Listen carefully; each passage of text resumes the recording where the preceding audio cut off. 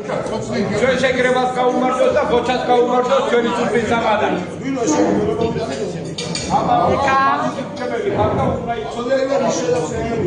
ჩვენ გამადან გავუმართოთ.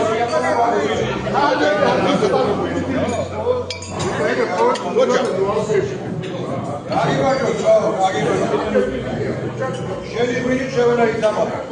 ხოჩა აგიბაგდი. გამადან გავუმართოთ. რატო ბახტაძე ამაში კარგი ნუ გავატარებინეთ